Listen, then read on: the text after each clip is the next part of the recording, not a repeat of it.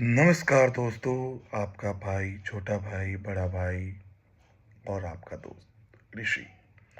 आज आपको हम जो इस वीडियो के अंतर्गत बताना चाहेंगे कि क्या बांग्लादेश दूसरा पाकिस्तान बनने जा रहा है, इसी पे हम डिस्कशन करते हैं।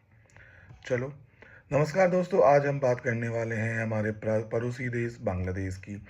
एक ऐसा देश जो कभी भारत का करीबी माना जाता था, जहां आज वहां के हालात तेजी से बदल रही है। हम देख भी रहे हैं, डेली देख रहे हैं, न्यूज़पेपर में देख रहे हैं, न्यूज़ चैनल्स पे देख रहे हैं।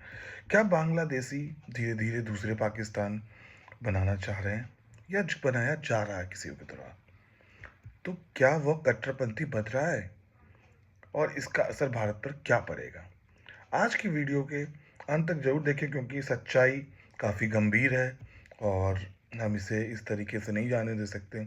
और हम भी एक हिंदू हैं, तो हिंदूवादी बात करेंगे, क्योंकि हमारे हिंदू खतरे में है वहाँ पे।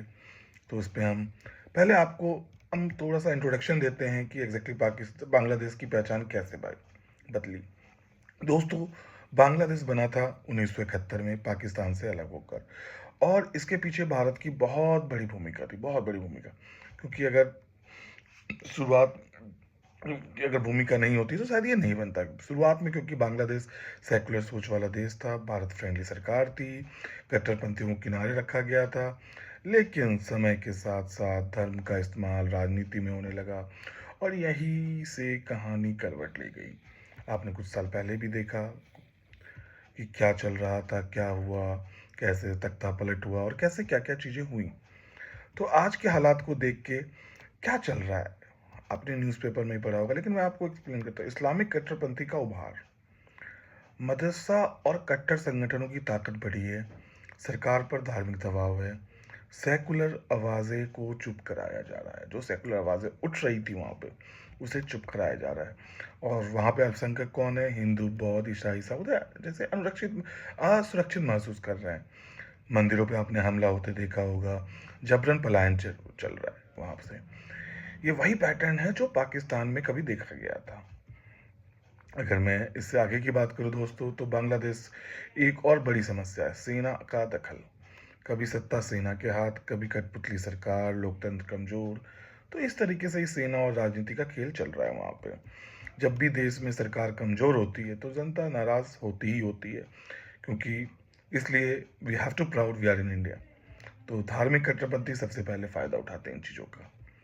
पाकिस्तान एंगल क्यों कनेक्ट किया जा रहा है? क्योंकि इसके पीछे भी रीज़न है। अब सबसे बड़ा सवाल है, क्या बांग्लादेश पाकिस्तान की राह पर है?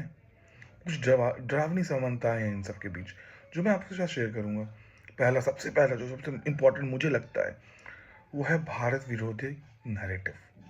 आप किसी भी यूट्यूबर्स को देखोगे या कहीं पे, वो जैसी चीज़ें कर रहे हैं सब लग रहा है भारत विरोधी नैरेटिव चला रहे हैं। आईएसआई टाइप नेटवर्क का असर है, कट्टरपंथी नेताओं का उभरार, चीन और तुर्की का बढ़ता प्रभाव। यानी बांग्लादेश पूरी तरीके से पाकिस्तान बनता जा रहा है, रास्ता उसी दिशा में दिखाई जा रही है। अगर मैं बात करूं कि अगर बांग्लादेश स्थिर होता तो भारत में अवैध घुसपैठी, पूर्वोत्तर राज्य में अशांति, अंतकी नेटवर्क में नया रास्ता कैसे बनता? यानी यह सिर्फ बांग्लादेश की समस्या नहीं है, सीधे भारत की सुरक्षा से जुड़ा मुद्दा है।